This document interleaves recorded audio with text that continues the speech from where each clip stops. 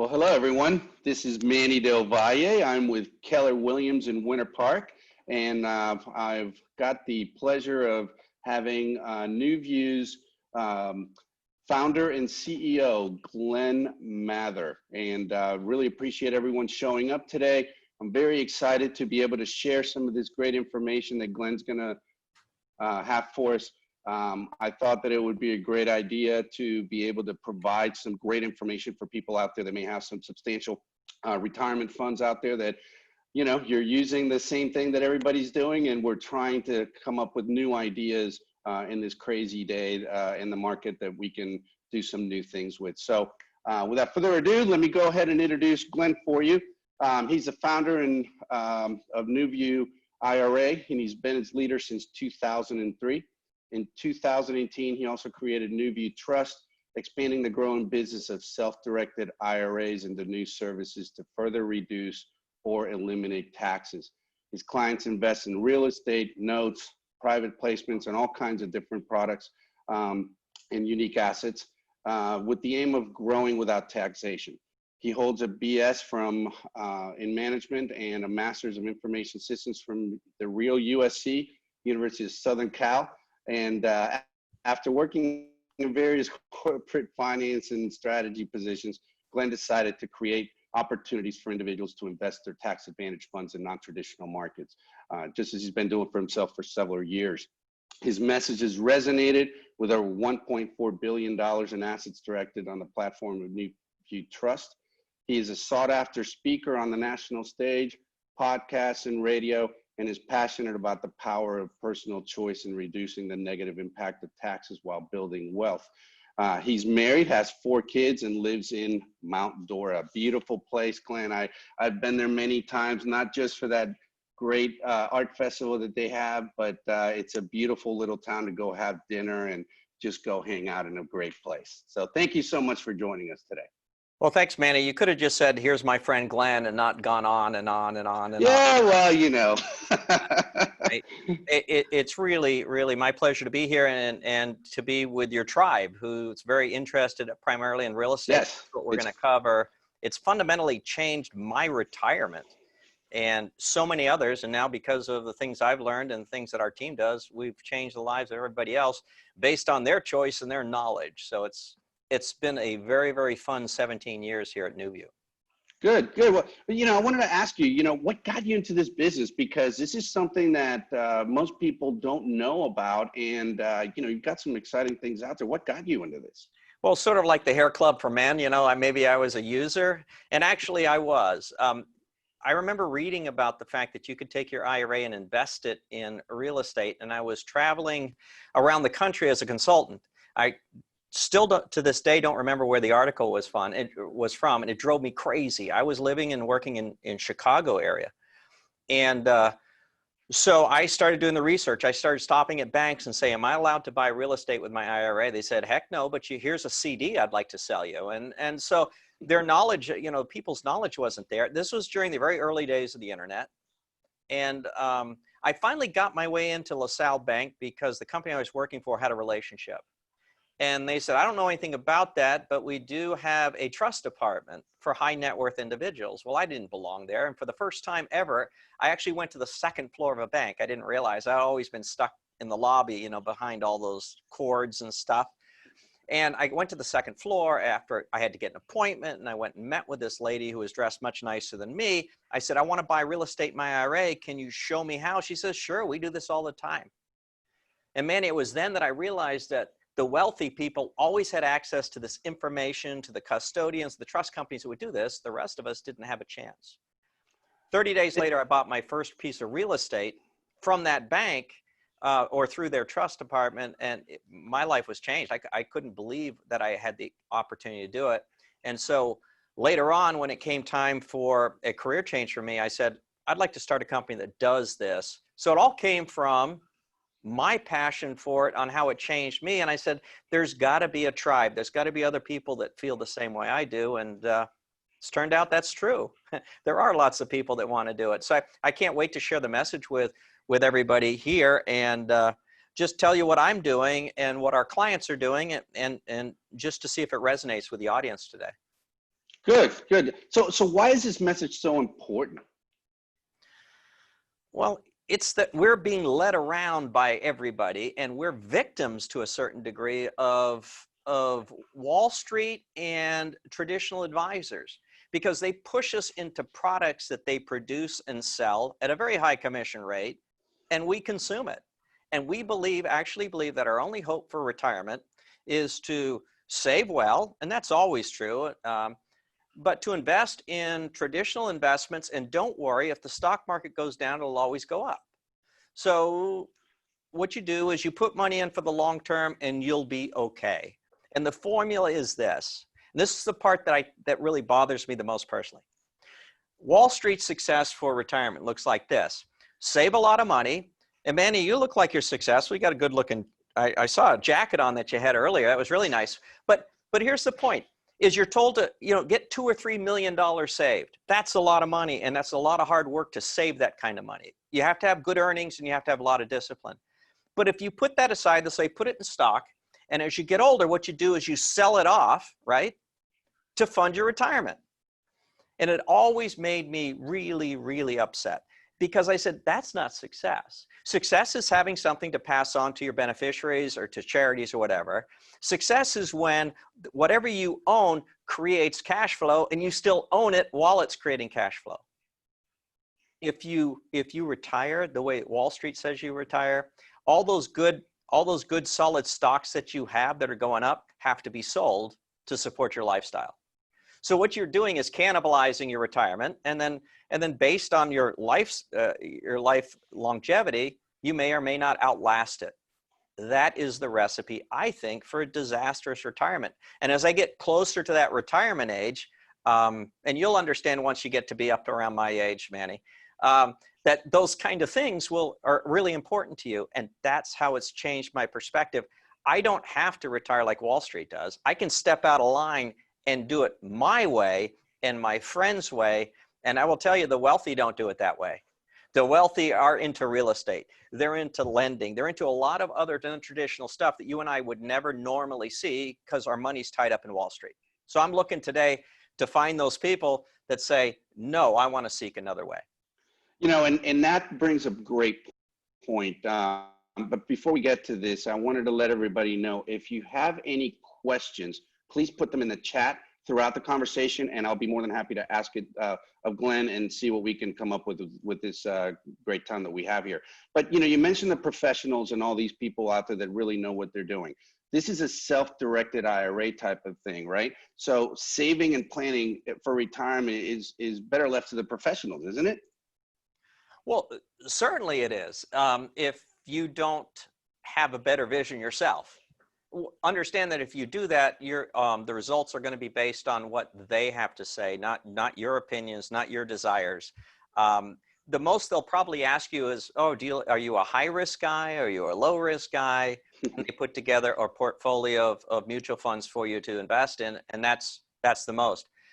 I work pretty darn hard for my money, and I think everybody on this webcast probably feels the same way. And to actually put the fruits of all that labor into somebody else's hands and trust them entirely for it, I won't do it, because I've actually seen that learning about investing isn't that difficult. It's just that you got to want to do it.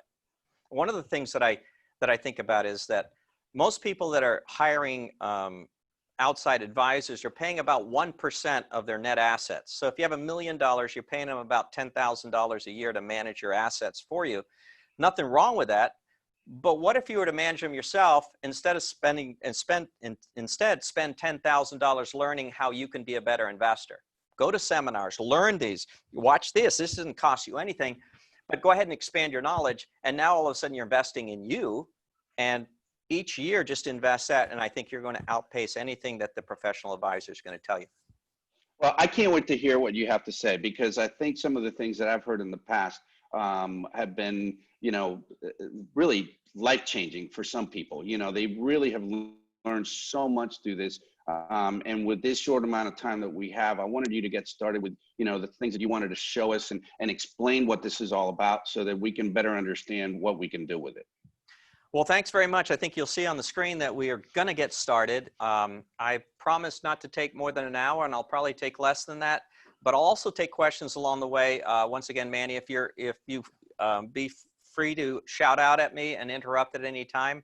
I've made this presentation, a similar presentation, for about 17 years, but there's new information every time I do it, and I can't wait to get the flavor of the people that are watching along with me. So understand that in 2003, I founded the company. I founded the company with just this idea that people wanted to take their retirement plans and they want to find a different way to invest, and not the traditional way to invest. And I want you to understand that we're not attorneys or CPAs. I'm a custodian. And it's interesting, one of the things we do with our new employees, we sit them down and kind of explain the roles. We spend a lot of time training them. And one of the very first sessions I get is with them. And I asked our employees, what's a custodian? And probably like many of your viewers, you kind of view, I've heard that in different ways. Maybe the more financially savvy understand that in the traditional sense, but most people think of custodians as someone that takes care of their church, someone takes care of their school, that cleans up. And in essence, a custodian is someone that takes care of the assets of somebody else. And that's what we do. So that we are not attorneys or CPAs. What you're going to get is a lot of practical solutions because of all the funds that we hold. We hold a lot of money, and we have a lot of assets, and we have a lot of clients. So we've seen almost every kind of transaction. So I'm willing to take those kind of questions, but also today is meant to be somewhat of a primer on how it all works. You know, where do we fit in? We're the custodian, which means that once your funds or your IRA funds are on our platform, that you get to make all the choices. We don't influence the choices. We don't make decisions. We don't sell anything. But what we have to do is take ownership or title on them. And the reason that we're taking title, by the way, your name is on title as well as ours. And because of that titling, it means you get special protection on those assets, which is great. Many of us are familiar with a gentleman named O.J. Simpson. And, you know, despite all of his legal issues and troubles and trials, he's been able to hang on to his NFL pension. And the reason why is there's such strong protection. You could even do what O.J. Simpson did and still maintain your retirement plan. The IRS and the government provides that kind of protection because they don't want anyone to touch what you're going to need to live on later. So it's nice to have those protections, and you have those similar protections under NuView and what we do here. So all the kinds of plans that you're used to thinking about as far as retirement plans, Roth IRAs, traditional SEPs and simples, we can hold all of those assets, and we're happy to do that. And most of you that are joining us are likely from Central Florida, and the nice thing is we're an asset here. There's nobody else in Central Florida that provides these services. So we're glad, even if you want to drive over, you have to make an appointment first because of COVID, but drive over to this building and we'll be glad to help you. So understand what our role is. We are the facilitator. Without a custodian, you cannot do any of the things that we're talking about with your retirement plans. All right, now I've got a question here from Todd. And this question, he says, if your modified adjusted gross income exceeds the IRA thresholds with traditional and Roth set by the IRS, are there ways to structure in order to get tax deductions? Ways to structure, it's kind of like two different thoughts, Manny. I'm going to ask you to hold on to that question for a little bit, because that question goes to contributions and it goes to a lot of deeper subjects I don't want to get into until I create the basics. Is that fair? Fine. That's perfect. I don't want to discourage these questions. Keep them coming, but I think it'll start to make sense to you as I go through this. So we're going to talk about the fact that why people aren't really excited about retirement savings, sort of the hidden costs that they have. We're going to talk about the advantages of tax deferred growth instead of paying taxes as you go, and the choices that we offered. I hinted at a few of these things that during the opening, and also how you can actually take action, what it costs, and what the advantages are. So that's sort of my upfront promise about what we're going to be covering together. Now, most people don't save. In America, we don't save. And thank goodness that we have 401ks and 403bs and 457s and payroll deduction, because without it, we wouldn't save. You can kind of see here how badly we are prepared. I would suggest that probably this chart doesn't belong to our listeners, because otherwise you wouldn't dial into something like this and try to learn about self-directed IRAs and want to potentially own real estate, because if you haven't been saving, that avenue is not up to you. I would guess that the reason that we don't save much as Americans, number one, is we're not taught. So that could be a breakdown in the family unit. It could be a breakdown in school. I think that's both of those things, right? So you come out and get your first job, you spend it all. And worse yet, you go into debt because you don't have the vision of what your life could be like savings. And I think the second thing is you're not excited about the stock market. And so while we can't necessarily get you change your opinion on savings, we can certainly get you a lot more excited about what you can invest in. So most of our clients, thankfully, aren't in this particular situation. You know, the problem is we're forced into, or we're taught that we need to be in the market. And mutual funds are simply a collection of multiple particular individual stock offerings that make up a particular need or solve a particular need on the part of the investors. The amount of expenses that they hold and that they're hidden is really, really stunning. And so an 8% return on those particular mutual funds, by the time the commissions are paid and the mutual fund and the management fees are extracted, it becomes a yield of 5.2%. Now, in today's marketplace, 5.2% would be really exciting. Rest assured that the mutual funds aren't delivering that today. And the little known fact is this, that only about 15% of the stocks that you own pay a dividend. Did you realize that, Manny? 15%. Yes, it's a very low number. The rest of them, the only way that you make money is they go up in value. And so one day you have to harvest it. And that's what I talked to you before. So if you have a successful stock and you're retired, the only thing you're going to be able to do is to get the benefit of that increased value is to sell it. So you actually have to harvest the thing that's best in your portfolio. That's the process of Wall Street. It would be almost fair if all these things were described and outlined to you before you make the investments, but it's not. And most of us would say, oh, even if I put this slide out there, they would say, well, that's how America does it, so that's how I'm going to do it. I call it the Disneyfication. Basically, if there's a long line, you get in it because you think it's going to be fun at the end. And that's not how you should be planning for retirement, but unfortunately, that's how most people are. You know, we're really in this game where we're just sort of the victim. You know, we don't control the choices. And even if we were to understand the investments, we probably couldn't. And I'll give you an example why. In an earlier life, I was a strategy consultant for cellular network companies. And this is back in the day when they were rocking and rolling and it was a new technology. And so the biggest thing was they were selling spectrum and airwaves, and they had the A side carrier and the B side carrier and all this kind of stuff. It was heady. I was being able to meet with sort of the heads of these cellular companies and helping them giving them advice and counsel on pricing and what their service levels should be and all that stuff. This was cool because I could take my IRA at that time. I was with Schwab, and I could use it and invest in these companies that I was actually consulting to. Now, I thought I didn't think I had illegal inside information, but I had a lot of industry knowledge. But what I found is I lost money faster than I ever thought possible. It was because I had that little bit of knowledge that I thought I had an edge.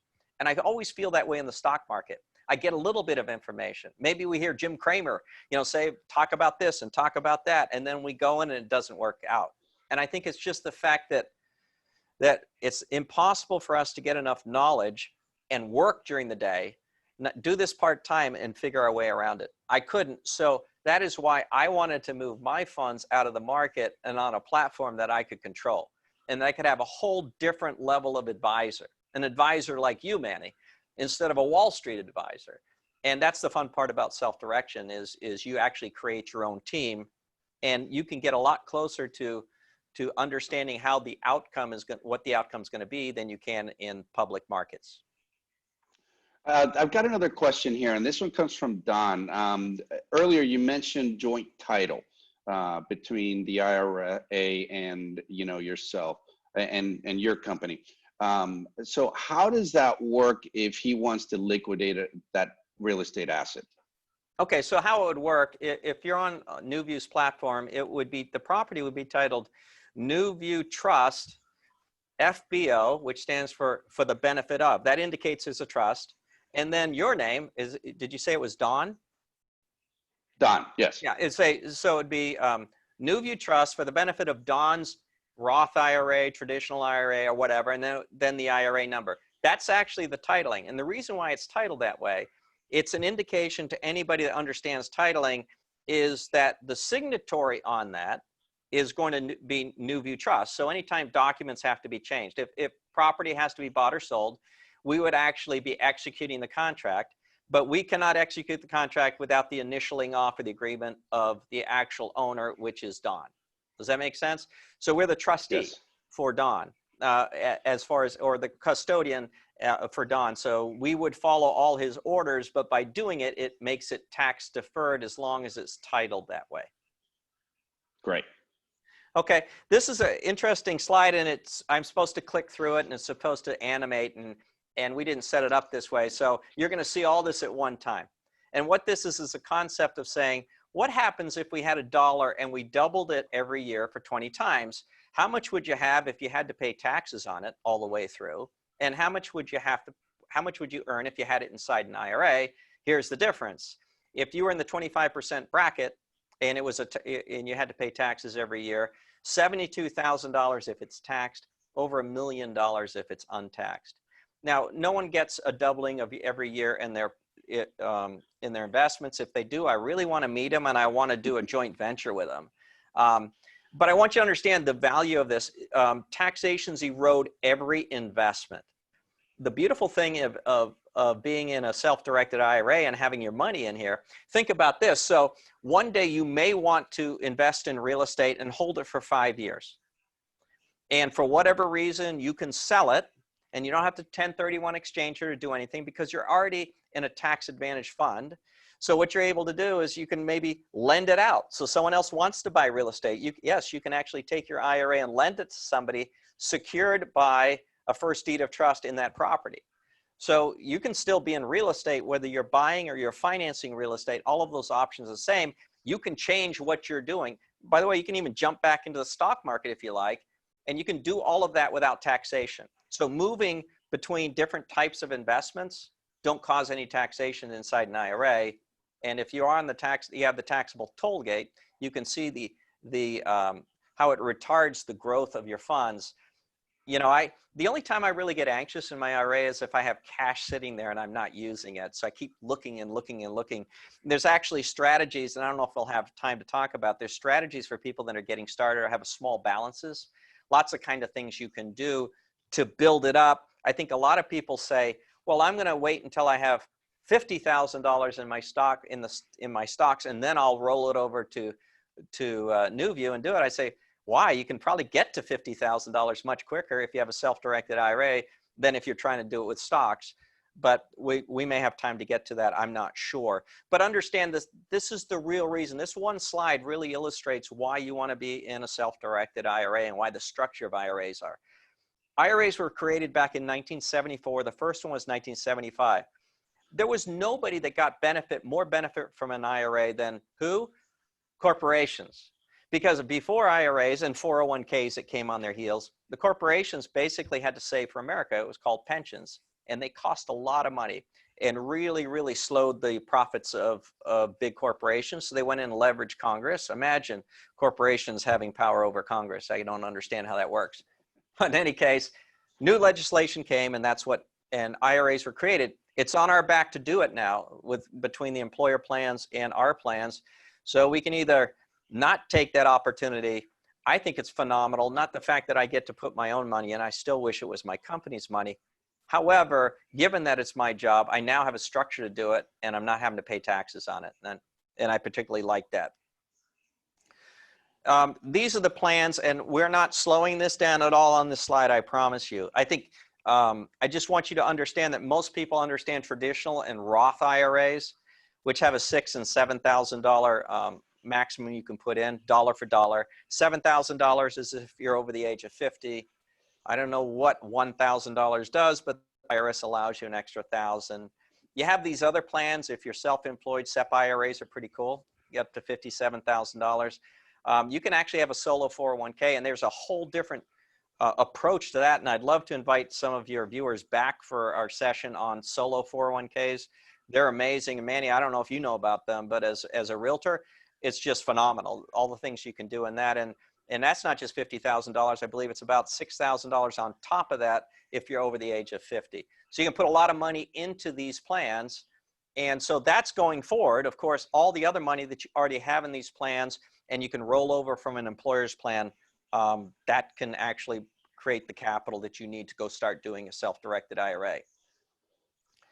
Yeah, and that's some exciting stuff. You know, I do know a little bit about the solo 401ks, and the flexibility in them is amazing. That's the thing that really excites me about those solo 401ks. Yeah, the reason I don't shout out too much, I'll tell you why, Manny, because not everyone's eligible, right? And I don't like to say you have to have a business, and you can actually have a second business. You could sell Amway, you could sell real estate. I'm not putting those in the same bucket. I hope you understand, Manny.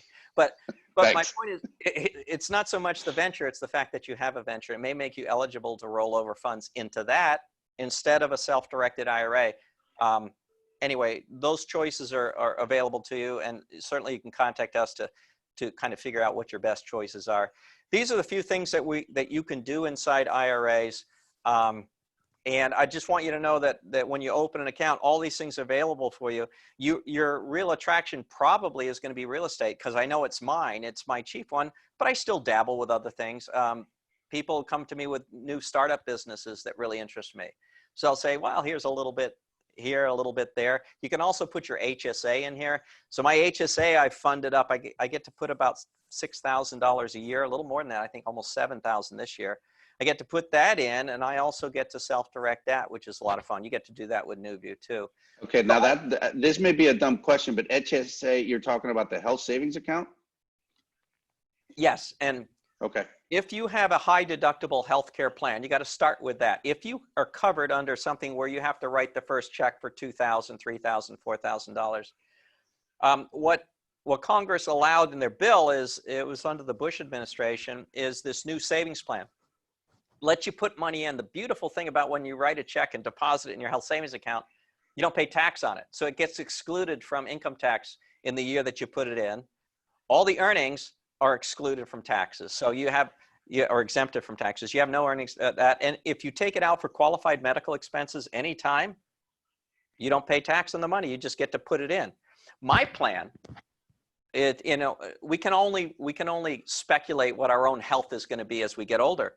My plan is never to use that money. I plan on passing that to my kids. It's beautiful because it just keeps building and building and building and building. If I take it out after the age of 65, I pay ordinary income tax on it, just like I would a traditional IRA. So it's like a traditional IRA with even extra benefits. So there's all these other accounts that you never think about. And by the way, you could actually have a self-directed traditional IRA and an HSA, and they can partner together to buy one piece of property. Isn't that cool? So you could have your HSA really cool. Own 15% and your IRA own 85%. This is the kind of information you're never going to get from your CPA, not because it's wrong. It's just they don't understand it. They don't know it. They say, okay, let's go traditional.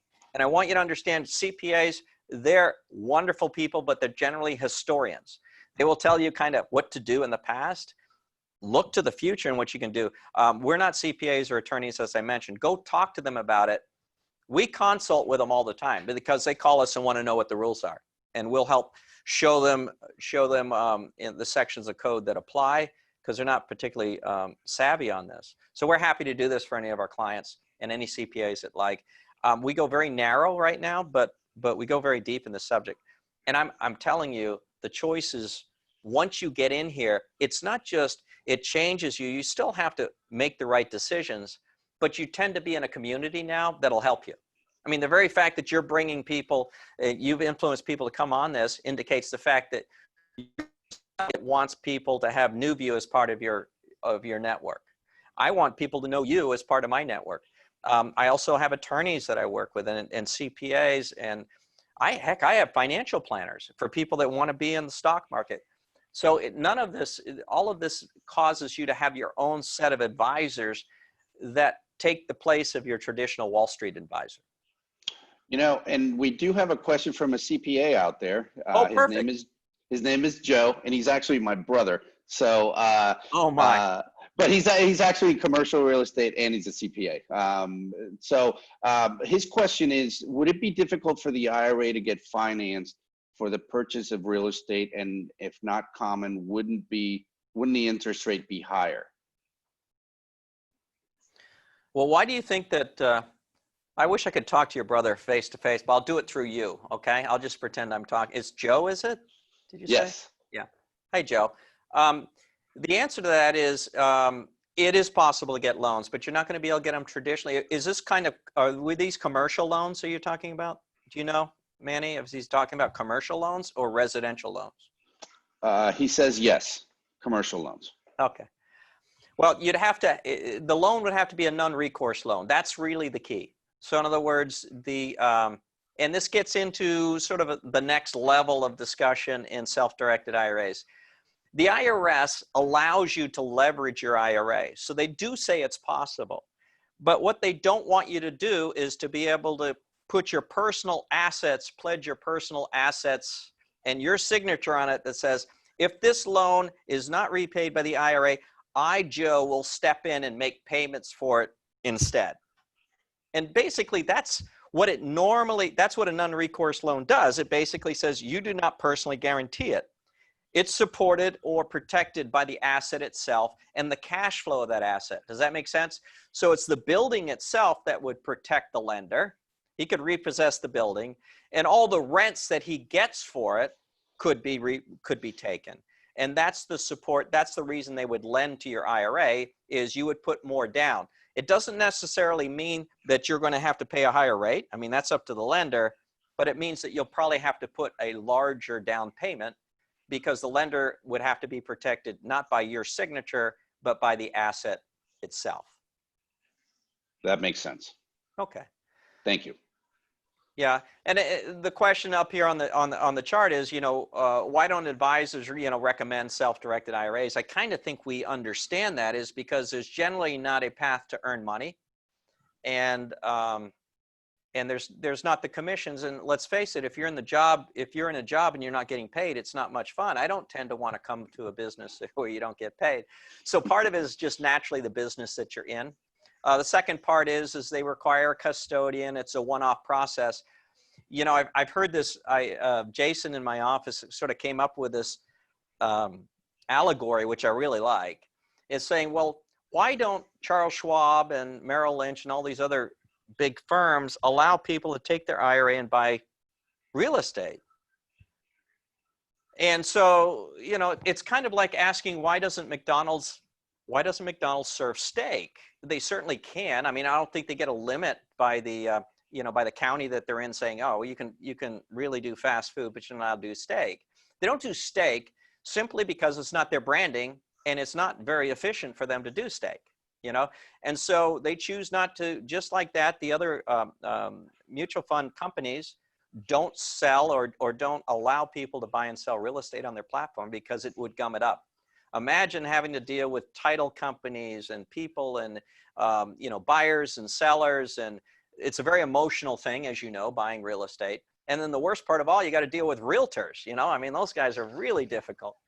So you have so many parties. In fairness, Manny, you have so many parties involved. It's really a difficult thing. And unless you've created an entire company around doing business on these one-off deals, it doesn't really work. So we're thankful. That's carved out. That business of dealing with alternatives is really carved out for us. And we're happy that advisors make money in their space. But we're really grateful for the fact that they leave us alone, and we are able to build our business not around program buying and selling, but about one-off buying and selling. So it's not a conspiracy of silence on the part of advisors. It's just simply the fact that they're not built to serve us. That makes perfect sense. And somebody asked, Don asked, as a custodian, how does NuView make money? Now that you're talking about, making money. Well, we do it, and I'll tell you this at the end, but we do it by charging an annual fee for each asset you put on our platform. And we charge $295 per asset. So you could buy a $200,000 rental, and and actually hold it on our platform, it costs you $295 a month. It's $95 when you buy it, $95 when you sell it. What's kind of fun about running this company, we have so many clients that started with us. There's no real reason to get off. You're not going to get off because of fees. You're going to get off because you run out of ideas on what to buy. I mean, that would be it. And generally, you know, you don't have to keep buying, you can hold. I mean, my personal belief in my personal investing is very little buying and a lot of holding. So I'll buy when I own rentals in my property, in my IRAs. And of course, the tenants pay rent directly into my IRA. When I gain enough money that I have enough to buy the next property, I buy the next property. And now that's a new tenant that's paying into the IRA. It's an amazing way to sort of gain, I call it, you know, retirement security. I don't panic when the stock market goes up and down. I don't even panic when this epidemic that comes. I don't like living in a world where all this is, and it's affected a lot of my friends, but it hasn't affected people that are really into sort of holding real estate. As long as you're holding real estate that have beds associated with it, and if you're in commercial, to make sure that you're serving the types of clients that aren't affected by it. But I love the fact that I get to do this. And let me just cover here for a moment the limitations, because many people say, oh, you can't do this and you can't do that. And they want to focus on everything they can't do. They never go out of the house, right? There's a heck of a lot of things you can do. There's so many things you can do. The IRS doesn't even list what you can do. They only list what you can't. And they say you can't buy life insurance. That makes a whole lot of sense, because life insurance is supposed to benefit who? Your beneficiaries. And your IRA is supposed to benefit who? You, right? Now, obviously, when you die, your beneficiaries get whatever's left.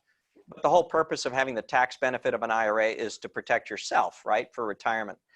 So that makes sense. The other thing is that they also put in there you can't do collectibles. And there's a lot of different collectibles they list. They list 8 or 9 of them. There's just a couple here on this list. And that's probably around the problem of determining what the fair market value is. The IRS requires you to, whatever type of investment account you have, is to make a declaration of the value of it. And if you're holding baseball cards or Yadros or Hummels or those types of things, there's a sense it's going to be difficult to determine what they are.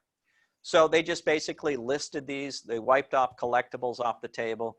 There's all sorts of comments about people. Well, is this, if I own a Corvette, you know, is that a collectible and can I do it? And then generally by the time you kind of think about through the process, it probably is a collectible and people don't do it. This isn't an opportunity to push the window. The window's wide open. You just have to understand there's very few things you can't do in it. The other part that the IRS is concerned about is, and it makes sense, is arm's length transactions. They don't want you personally benefiting from your IRA, except for when you take a distribution, right? When you're older and you take it out. So you're not allowed to go buy that oceanfront property, rent it out for 50 weeks and stay in it for 2 weeks yourself. You're not allowed to do that.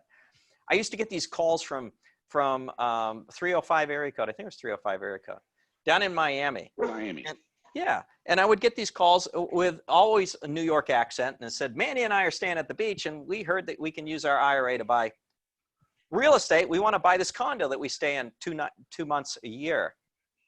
And I said, why is it you want to buy it? And he goes, well, I keep seeing the prices go up every year and I'm kind of tired of it. It looks like a good investment. I said, I'll tell you what you do. Buy the unit next door to the one that you're staying in, because you can buy that and rent it out. It does the same thing. It's got the same wicker furniture, the same view. Understand, use that for investments, but don't use it as a place to stay, because the IRS says you are not allowed to get a benefit from your IRA. So the rules are kind of simple. It'd be no different than if you own stock at Microsoft and next trip you're up in Redlands, California, you decided to walk in and eat in the employee's cafeteria. You can't do that. You're not allowed to get a benefit just because you're a stockholder of Microsoft. Does that make sense?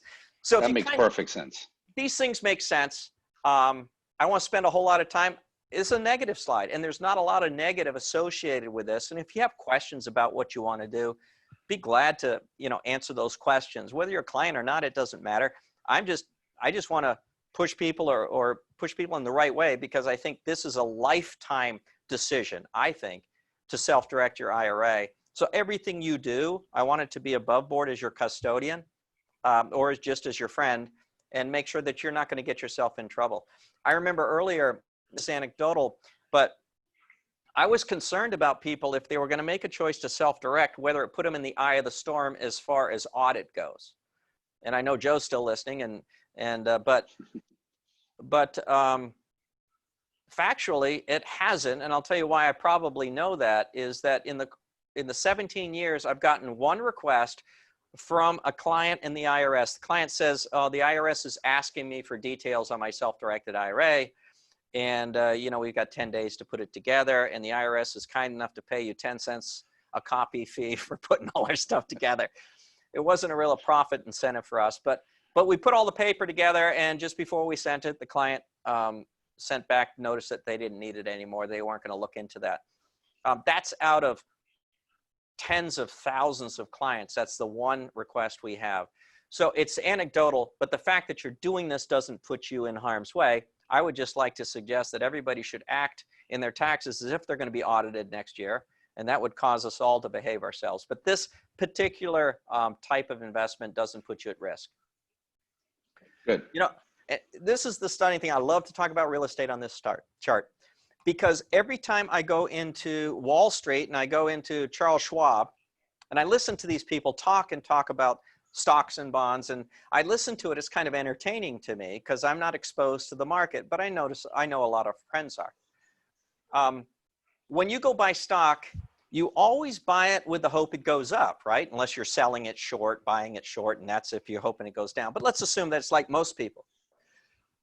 But the problem is you buy it at retail price, don't you, Manny? Can you buy stock on special? I wish. People say, well, it feels like it's on special. I said, if it's on special, then give me your discount now. And they go, well, it's on special because I think it's going to go up.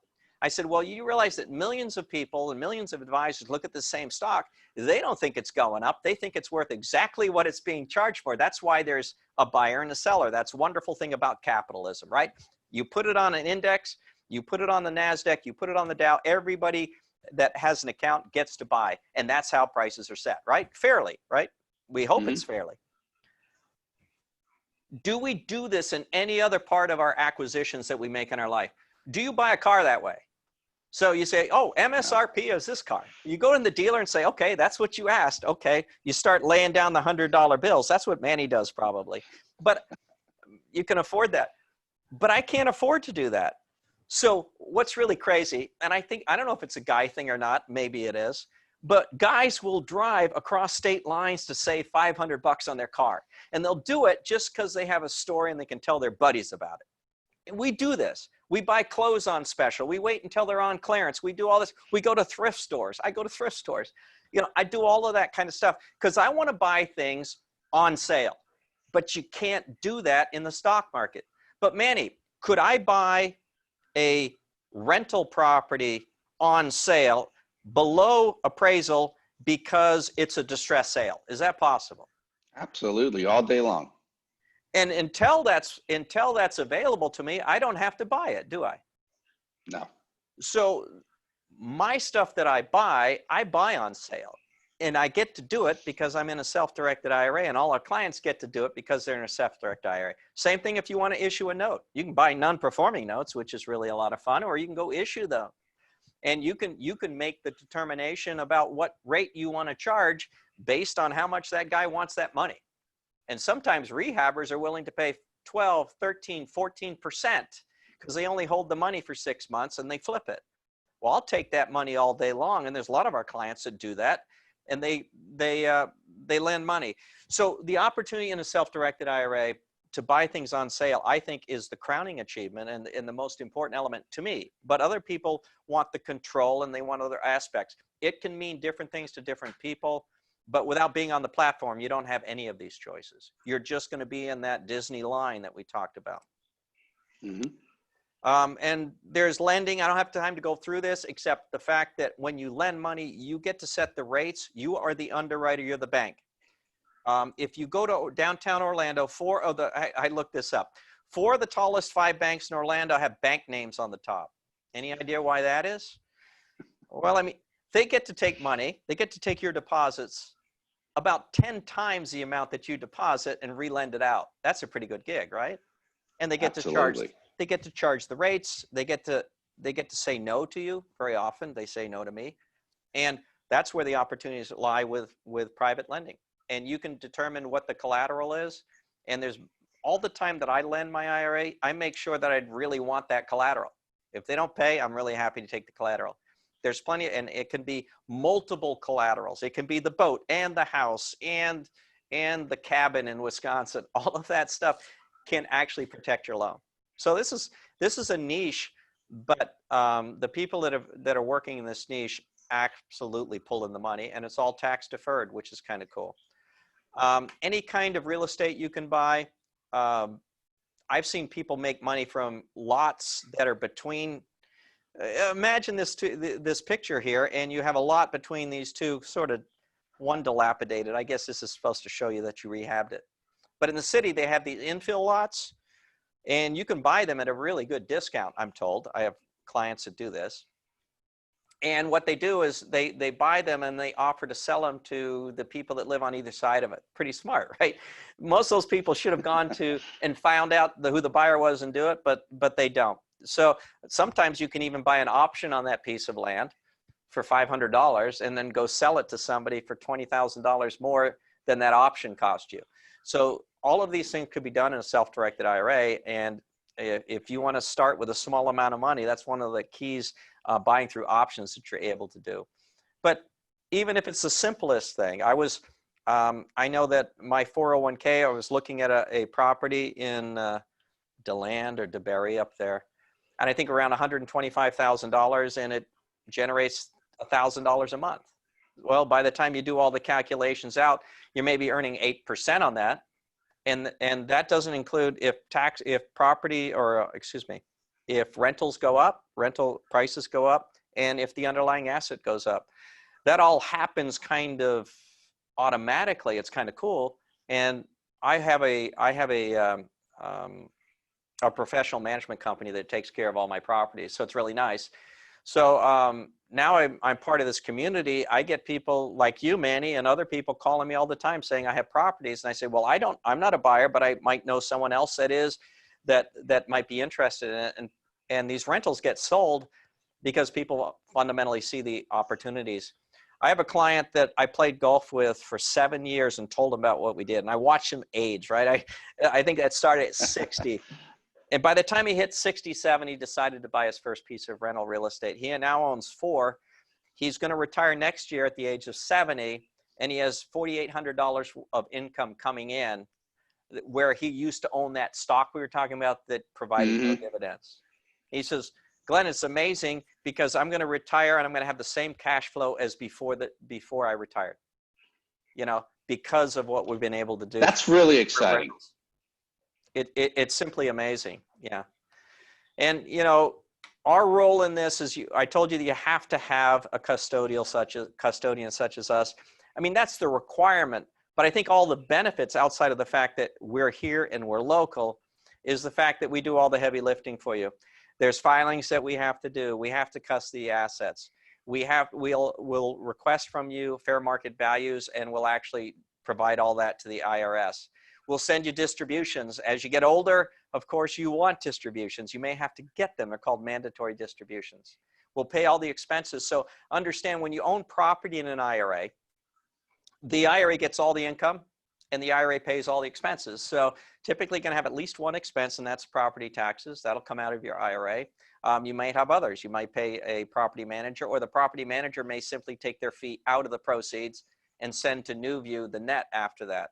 You're going to have maintenance. You're going to have upkeep. You're going to have other expenses. All comes out of your IRA. It's sort of remarkable about how easy it is. I hear people complain all the time about owning real estate, and I view it now. Property management can be a pain. I don't know, Manny, if you do that or if anyone in your office does it. I'm sure you know people that do it, but I pay for that all day long. I don't want the hassle. I want to focus on my business. I want to focus on doing webinars like this, because I want to let people know I don't want to be tied to my property. There's professionals who do that. Go hire the professionals. The IRA can pay the professionals. Meanwhile, it gets all the asset growth. And I think that's the key thing for me is to understand that. What does it cost to wait? It really costs the fact that you're going to keep paying retail price, and you're not going to be able to make your choices. I do want to say one thing about the CARES Act. And you say, why does that come in? Well, I don't know if there's anyone listening that's in this situation, but I remember when I was working at Lockheed many years ago, when I saw real estate, I couldn't get to that money. They said, you have to leave the company for you to roll over your 401k. So it was trapped. And although I loved the company I was working for, I was frustrated with that because a 401k is supposed to be a benefit, and yet the company was locking it up. Well, for the first time in 45 years, what's happened with COVID-19 has allowed the government to issue a temporary regulation that frees your 401k up. You're actually allowed, if you qualify, to take up to $100,000 out of your IRA as a distribution. And generally, if you did that and you're under 59, you'd have to pay a 10% penalty. In addition, you'd have to pay ordinary income tax. So if you took $100,000 out and you earned $50,000 a year, you'd be taxed if you earned $150,000, which ends up poking you into another bracket. It's really uncomfortable to take it out. Well, this new legislation— That is remarkable. Yeah, so this new legislation, Manny, allows you to take out $100,000 as a distribution. Now, it's meant to be hardship, and you have to declare there's a certain hardship because of COVID. And if you don't know what those rules are, just send us your text at the end of this, and we'll get those rules to you. But it's pretty much almost everybody could qualify for it. But because the way it's written, it will actually allow you to take $100,000 out of your 401k. The company will send it to you. You will simply write a check of that similar amount after you open an account with NuView Trust, deposit it here, and now all of a sudden that $100,000 is unlocked away from your employer plan. You're still in the employer plan for future contributions, which is important, but the money that you've placed in there, now you can self-direct, and you have access to all of these things, and now you can add future contributions into those plans. It's remarkable. First time ever in 45 years. It ends December 30, 2020. So you have time to do it, but I would tell you there is no reason ever to leave your funds in an employer's plan. The reason the employer plan exists is for you to contribute into it and for employers to do a contribution match. But why stay in a plan that has limited choices? Now you're able to get $100,000 out. Use that to your advantage. I would just suggest you do that. I don't know if you have any comments on that, Manny. Yeah, well, there is, and so it's effectively a rollover, is what Don is asking. And does that also work for 403Bs, 457s, and all these other type of retirement plans, or is it just 401ks? And all those. No, it's for all of those plans and thrift savings plans. So all of those plans are just simply code sections of the IRS code. Yes, it is for all retirement plans. And that's not advertised like that, because understand that I'm kind of hijacking the loophole. The loophole's set up for you to be able to take money out, not charge the penalty. And by the way, you get to pay your taxes back spread over 3 years. It's really to take money out for a hardship. Worst thing you can ever do is take your retirement money out. Don't take it out. Use it as a way to do an indirect rollover, which basically means it comes to you first and then you put it back in. Because if you don't put it back in, of course, you're going to get whacked with taxes. But the worst thing is you have no more ability to take that $100,000 and have it grow without taxes, because it's out of that preferred place. So that's the thing to understand. I just want the viewers and listeners to understand that possibilities out there. If your money's trapped in your employer plan, you still work there, take a look at that, and it's an amazing option. And the other comment was, and there's no tax obligation at all with that. There won't if you get it back into a qualified plan, an IRA. None. Okay. And you actually have 3 years to go play with it. I'm suggesting you do this the next day. You know, it's because every day it's outside of it, it means you're not tax protected. So if you took it out, you invested in something, you earn money from it, guess what? You'd have to pay tax on that. And then if you don't get it back, life happens. And if you don't get it back and bad circumstances hit you later, it's terrible, because you're going to take that tax hit, and you just don't want it. The way it works really is if you take $100,000 out, you will be taxed $33,333 each year for the next 3 years. So that's the way you're going to get taxed, unless you tell the IRS you want to take it all now, which would be ridiculous, I guess, unless you had tax losses. I'm not appealing to you to take money out and use. I'm appealing to you to take money out and roll it over, because, you know, I understand the power of this. So what you really need to do next is, there's going to be some information at the end. We'll step you through the process. It takes about 15 to 20 minutes to fill out an application, and there's lots of ways to do this. I'm going to just go on to the next slide here, and best thing to do is to kind of text us. Text the word NOW to 33339, and we'll actually set up a consultation with you. We'll send you the guide, so you'll get a little bit more information on things that we just were able to touch on, and be happy to take any additional questions that you have now about how this works or how well this works for you. I don't know if you see anything else up there, Manny. Yeah, there's a couple of other things.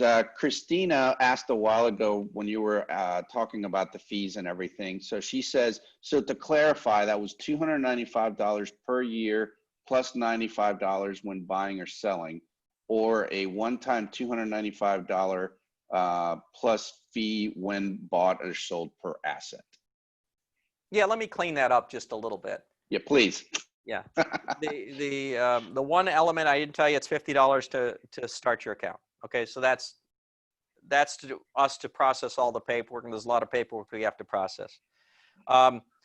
Once your funds are rolled over, there's a 7-day right of rescission. The IRS lets you change your mind every 7 days. That's why you can't buy an asset till after 7 days. And by the way, just as an anecdote, and I will get to your question, is the fact that I've seen a lot of people want to open an account and go with their realtor in their car and buy something. I say, you can't for 7 days, so get your account open. It doesn't have to be fully funded, but you have to have it open. It's $50. It's $95 when we execute a contract for purchase for you, okay? So we're going to execute the contract for purchase. Once you own it, that starts the clock on $295, and it lasts for 12 months. So you understand there's $95 to do all the paperwork. We're like the smallest item on the HUD settlement statement. Right. $95, what's that? and that's our fee for doing it. $295 to hold it. Every 12 months, you're going to get that again, and then $95 when you sell it. Yeah. Excellent. All right. John has a question, and his is, can an RMD force you to sell a real estate asset? And if so, what if the current real estate market is depressed? Oh boy, that's a good one, right? How does that work? RMDs are required minimum distributions. And by the way, earlier this year, that was changed to actually start at age 72. It used to be 70 and a half, just to point that out. And so what this question has to do with is, if you have a pre-tax IRA, that means everything except a Roth IRA, you are going to face this. Basically, the government says, I gave you a tax benefit of getting in. I gave you a free tax rate the entire time that you've invested. It's now time to pay. So what they do is they force it out based on your age. And in the first year at age 72, you're going to roughly have to take out about 4%, 3 or 4%, maybe not even that much, maybe 2.5%. It's really low. But there'll come a point in time that if you have no cash, if you have real estate, by the way, don't go into your retirement years unless it's cash producing real estate or you got some other way to do it. So I want you to understand that most of these things are kind of fictional, because you should have planned on not holding, let's say, a dusty lot that produces no income, right? So you should be having income producing. If you have income producing real estate, I mean, basically you can live well into your 80s by just simply using the cash that it provides. Does that make sense? That makes perfect sense. Let's assume you didn't do it. Well, one of the things you could do is you could go to a friend. This is what I would do. I'd go to a friend and say, would you lend my IRA some money? And I'll give you a secured interest in the property. So what you'd end up doing is getting the cash to do it with a loan from a friend. And your IRA would have to pay the friend when that income comes in. Does that make sense? Or you sell the property. And that would be the easiest way to do it. Very little paperwork associated with that. You could sell a fractional piece off. So you could sell a piece of that land off. So now your IRA owns 75% of that property and your friend owns 25%. You see? So there's ways to extract cash. None of them are as simple or as elegant as actually having cash in your account, where you don't have to do that. So I would suggest, yes, self-direction takes pre-planning, but just like you wouldn't want to sell out to get cash, you wouldn't want to sell out of real estate to get cash. So I think that there are ways to do it, practical ways to do it, but it's best to plan up front. Great. Now, you mentioned the 7-day waiting period. Let's say that I decided, or one of these fine folks out here decided that they wanted to open up an account with you, and they've got money in a 401k that they want to do this. How long does it take for that money to be rolled over, get everything started, funded, and be able to go out there and buy some asset? Now, you understand that you're asking me the behavior of others. I control the behavior of my employees. Believe me, I do. Well, I do most of the time. I do not control the behavior of the outgoing administrator with their money. And that's the frustrating part sometimes for our clients. It really depends on how quickly their HR department, their administrator will move the funds. We will do our best to agitate in a very friendly way. And then we'll ask our clients to call, because we don't have, we're the recipient. We're there with a catcher's mitt on ready to take the money, but we don't have a part to play in urging them to do it. The client does. So we work hand in hand with the client. And if the client's confused, we'll get on the phone with the client, talk to them and say, hey, this is important. One thing to understand is that I understand how these things work. The best way to get out the money is just request a wire. Go ahead and pay the extra $30 or $35 or whatever it is, right? Because that tends to move it to the top. Ooh, a wire. Oh my goodness. Well, if you're going to move $50,000, $100,000 over, yeah, you better believe it's worth a wire. And then it's just, it's less hands touching it. I would say that tends to, if you open the account, if you get that money within 7 days, you're doing really good. So in other words, you're all the way through that right of precision. So that means that by the time the money hits, you can go buy something. Okay. And now does that also include what you talked about with the COVID, moving, essentially rolling over that $100,000, or is that a different process? Same thing? It's really the same thing. What you're doing is you're making the declaration that I'm moving it because of COVID issues, and here's how it impacted me financially. And once again, we can send you that information, or anyone else in the information, as sort of what it takes to qualify for that. It's just that statement, and the process is the same. The difference is unlike the first part, it's called a direct rollover. It comes directly from the administrator to us. In this case, it has to go to you. You can't say, oh, I need the money, and then say, send it to this company. No, you don't really need the money. So you understand that. Right. Okay. Don he has another question. He's an experienced real estate investor, and he says, can I loan my IRA money with non-IRA funds for rehab costs on an investment property? Okay. I'm a little confused at who the parties are. Help me understand that. Okay. Don. So Don has an IRA, or go ahead and restate it. Okay. He said, can I loan my IRA money with non-IRA funds for rehabbing costs on an investment property? Whose investment property is it? I'm assuming it's his. Don, if you can type your answer there. It's a little bit awkward, I know, Don. I apologize. But here's the thing: is you're never allowed to get a personal benefit from your IRA. So I'm going to tell you what you can't do, and I don't know if Don's trying to do this. But you can't use your IRA to fund your non-IRA assets or anything that he's going to benefit from himself. Now, as far as partnering money, you can actually take your IRA money and partner with your own money and lend it to somebody else. What has to be really clear, though, is the money that was lent from your IRA comes back into the IRA. The money that was lent by you comes to you. The money to you is going to be a taxable event. That's the problem with lending money. It's very hard to dodge taxes. When you're buying real estate, you get depreciation of other things outside of IRAs that do allow some tax savings. However, when you're lending, it's primarily all taxed. So as long as you keep the portions separate, you can partner. And partnering is one of the coolest things imaginable that you can do inside IRAs.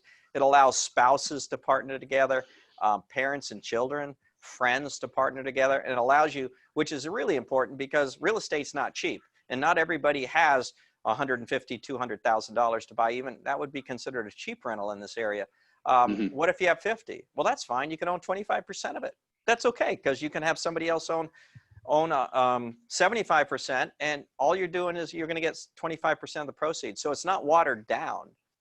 I love doing this because I get to partner with people far brighter than me, and thankfully there's a whole heck of a lot of people in the world far brighter than me, and I've been able to learn about a lot of different types of investing and investing in real estate in lots of different places in the US because I take on partners.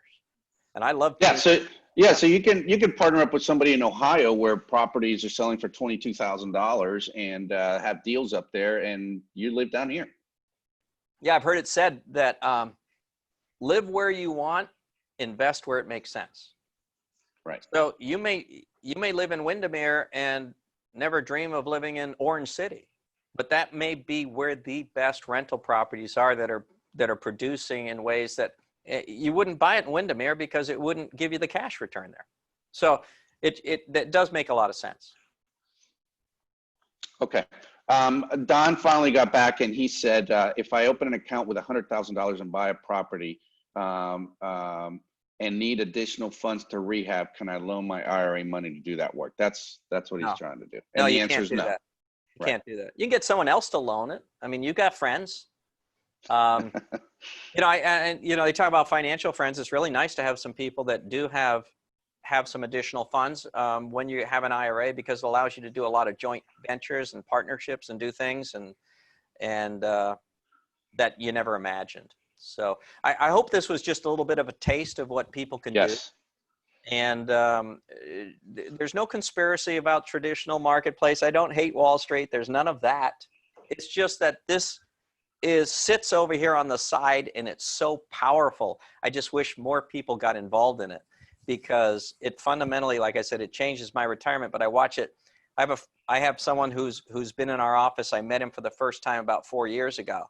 He'd always come in the office with shorts on, very nice, clean shorts, and he'd be dropping off checks and doing stuff. And I put my hand out to him. I happened to be in there getting a cup of coffee, and I said, yes. I said, I'm glad. And he said, oh, he said, I couldn't believe when I learned I could use my IRA to do this. I'd been buying real estate all my life, and I didn't I can use my IRA. And he said, what killed me is my 401k got slaughtered in the downturn, you know, in 06 and 07. I said, oh, that's interesting. He said, yeah. I said, it was $450,000, and it got trimmed to about $72,000. I said, oh, man, you are a lousy investor. And we laughed a little bit. So I got to know him, and we've actually done a few events together because he's really involved in real estate. I asked him the other day, I said, how you doing in your NuView plan? He said, I looked at that last night. He said, I'm up to 1.4 million. And it's incredible. Now, understand it's all his choice, but sitting on our platform, it gave him access to these choices, gave him access. He's met a lot of great people, and now he's helping people, which is really fun. That's all part of being part of this community. This is great. And I really, really appreciate your time, Glenn. I know we're running a few minutes over. I wanted to ask everybody to get in touch with us, with Glenn. He gave out the text number before. I believe it was 33339. And we can get you set up with an appointment with them to better understand what you can do with some of your funds. And if you wanted to talk to me, not only here in Central Florida, but I can partner up with people all over the country in real estate. And my phone number is 407-917-5600. That's 407-917-5600. Keller Williams, we have people all over the country that can help in any market, not just in the US, but all over the world. So I really appreciate your time, Glenn. Thank you everyone for showing up and listening to this information. From the looks of it, people were pretty pleased with what they heard, and I'm looking forward to finding out who's really interested in doing something with their money, especially with that last bit that you gave us about the COVID money that we can use from any retirement fund that I never thought was possible. Well, so great. Manny, it's been great. There's nothing better to have on your team as a realtor that understands rental property. You'd be surprised on how many people I talk to in your business line of work, and I will tell you they don't understand it. And I'm really glad that we have you in Central Florida to help people, not just in Central Florida, but a lot further. And you're Keller Williams Winter Park, right? So that's where my office is. People have a hard time remembering numbers, but they can remember Manny. Are there any other Mannys at your business? Okay. Not that I know of. Okay. All right. Manny the redhead, I'm the only one. All right. Well, God bless everybody, and stay safe, and thanks for the opportunity to speak to all of you. Thank you very much. All right.